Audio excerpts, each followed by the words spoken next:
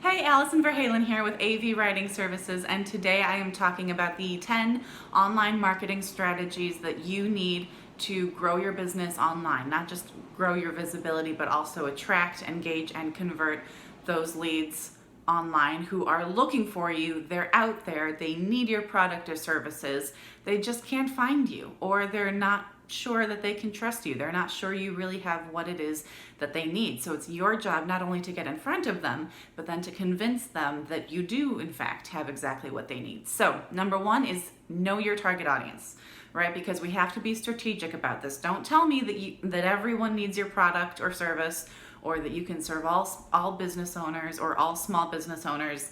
That's not a strategy. That's not a target audience. If you try to hit everyone, you're going to end up hitting no one, because your content is not going to speak to their specific needs and the specific things that they're looking for when they try to find you or your product or service. So know your target audience, not just what it is that they're looking for, the search terms that they're using, when they need your product or service. You're going to want to know all of that, but also know what their interests are, what their hobbies are. Do they have a family? What is their income level like? You want to know every aspect about them. What kind of clothes do they wear? Where do they buy their clothes? Where do they buy other stuff? Because that is all going to tie into a complete picture of your target audience, so that you can very specifically target them and create content that speaks to their needs and motivate them to take the next step in the buyer journey, whether that's following you on social media, subscribing to your newsletter, or actually buying your stuff. Whatever that next phase is, you have to know what it is that's actually going to get them to do that, to motivate them to take that next step. So you know your target audience. Next up is make the most of your website. Again, we're being strategic here. Don't just put up a website and say, okay, it's up, I'm done.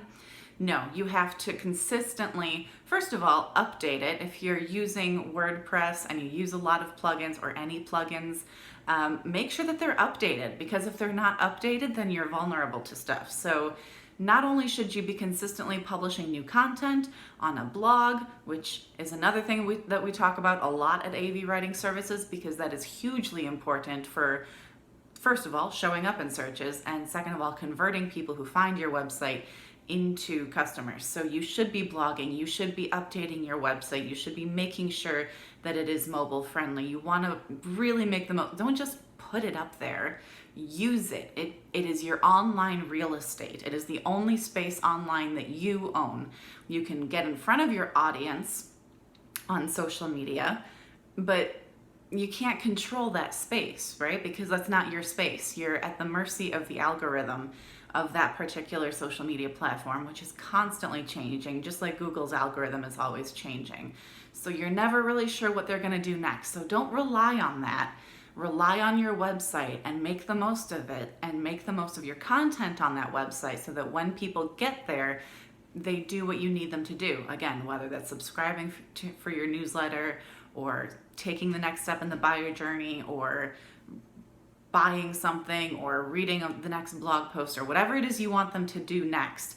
Make sure you know what you want them to do next, and make sure that you are successfully guiding them to that next step and motivating them to take that next step.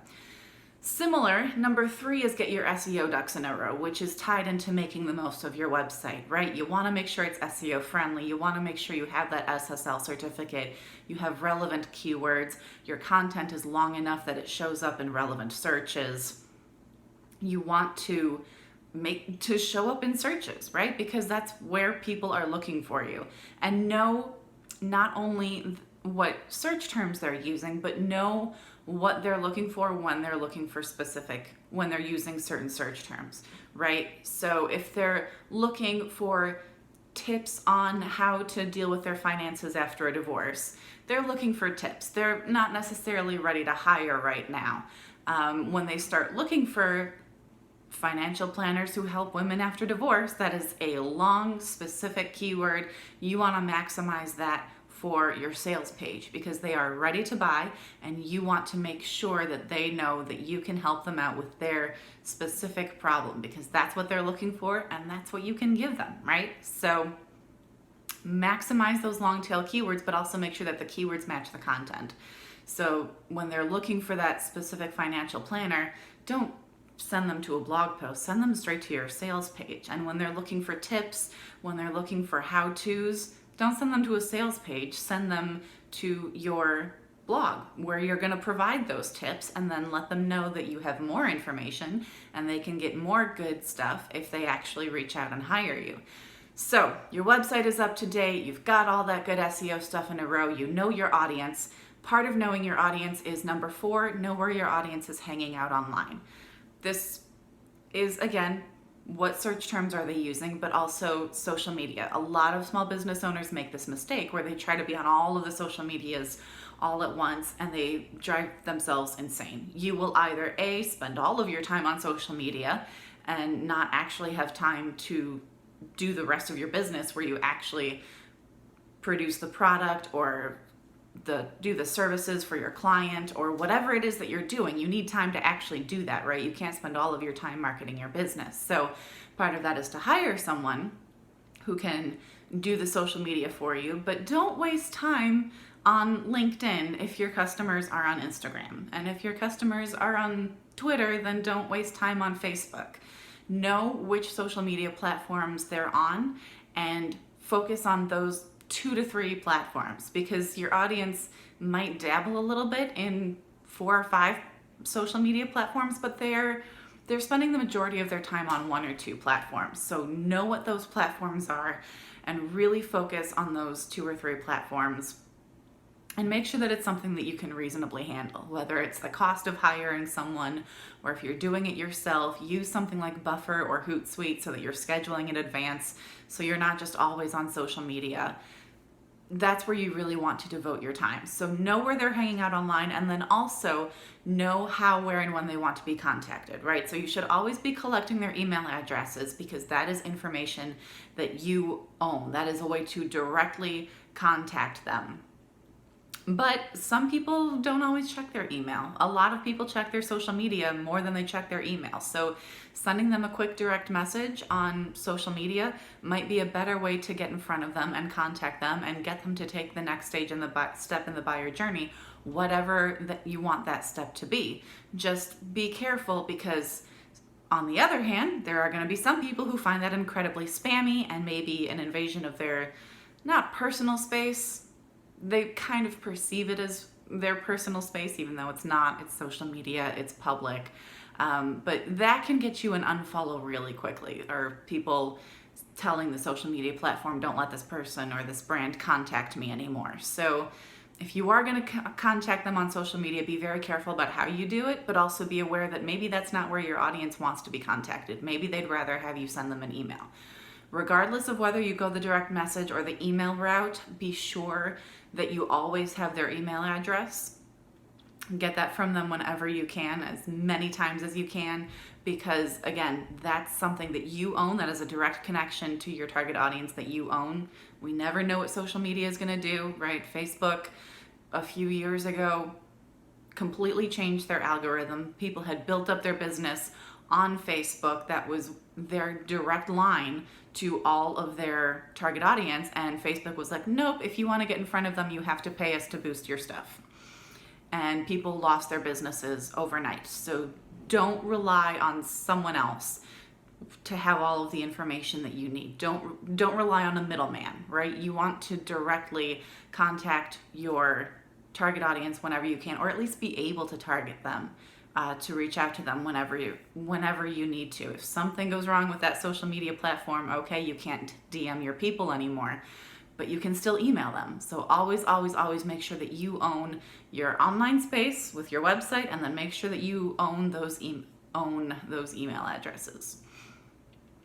Next up, collaborate with influencers in relevant industries, not competitors, because they're probably not going to want to work with you anyway, and you're not going to want to work with them. You don't want to drive traffic to your competitor. But if someone is in a related industry, so for example, if you're providing financial services and you might want to team up with someone who sells insurance, because you don't sell insurance and they don't sell financial planning or financial services, but they're related, right? You're probably going to want to refer clients to them and vice versa, because people who are looking for financial planning are also probably looking for insurance and vice versa. So that would be a great power partner, someone to team up with. You can write for their blog, they can write for your blog, you can cross promote on social media. It's a great way for you to get in front of a whole new audience, and it works the same way for them, right? So they get something out of it. They're not doing it out of the goodness of their heart. It's a business decision for them as well.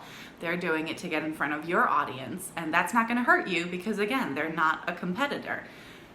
That also helps give you value to your audience and positions you as an authority, because now you're saying that you know who the good sources are, you know where the good insurance is, you know who to team up with. You've got people behind you who are helping you provide your clients with all sorts of stuff, not necessarily related to the specific products or services that you provide, but related stuff. So that's going to increase your value to your audience. So it's a win-win all around. There's no reason not to do it.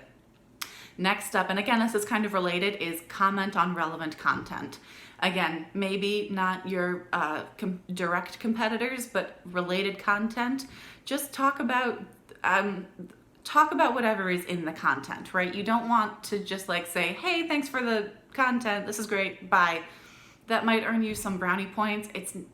And technically it will improve your visibility, but it won't give anyone a reason to follow you or reach out to you, because you haven't demonstrated your expertise in a particular area. So what you really want to do is comment on content and really talk about what was in the content.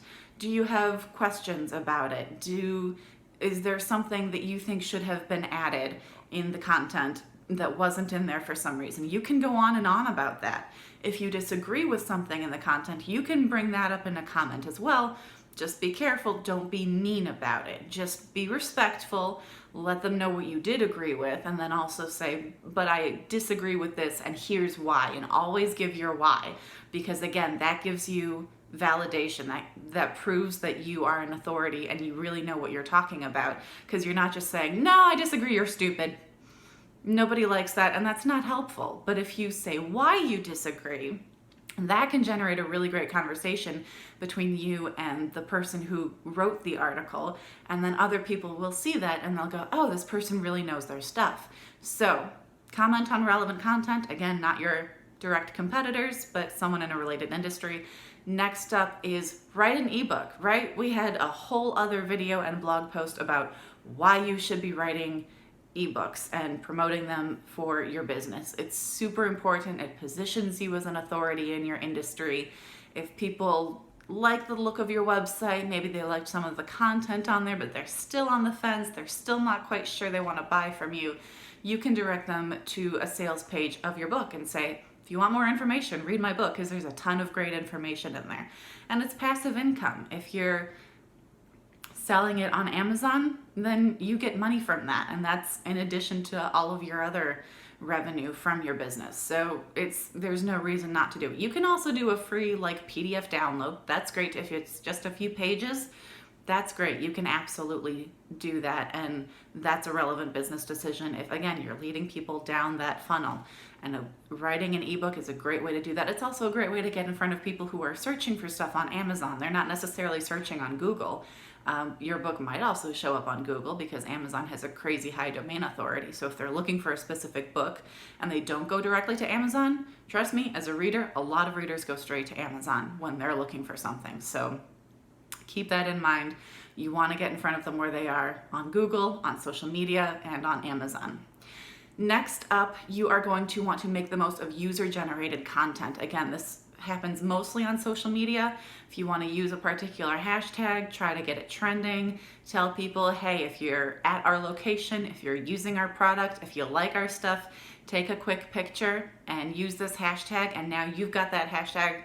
When you go through all of the posts that use that hashtag, you've got a ton of content that you did not have to create. They created it for you, and it looks great, right? And this gives you that buy-in with people who, again, they're maybe not quite sure if they, there's a difference between seeing something on a website versus seeing it in use, and actually seeing the way that real people are using it can be a huge boon for you, because it's like a testimonial, which you should also be collecting, especially if you're in a service-based industry or a B2B industry.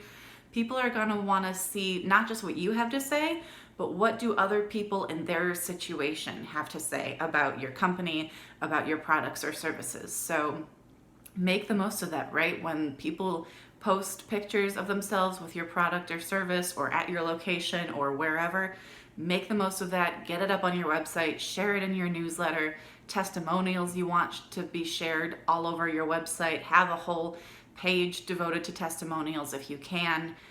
Make it really obvious where they are, where people can find that buy-in, because they're looking for someone that they can trust, and having those testimonials positions you as someone who is very trustworthy, who is gonna get them what they need, and they know that because you got all these other people what they needed when they needed it.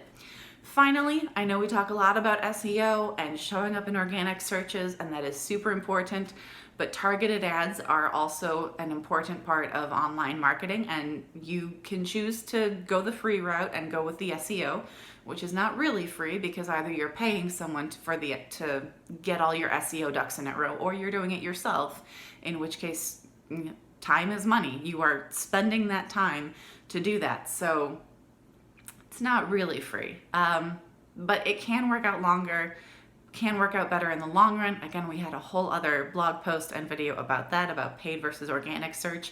Ideally, you should have both. So make the most of those targeted ads. Again, know where your target audience is hanging out online. Know what search terms they're using so that you can actually target those ads, right? You don't want to just put an ad up and say, hey, Google, put this in front of everyone.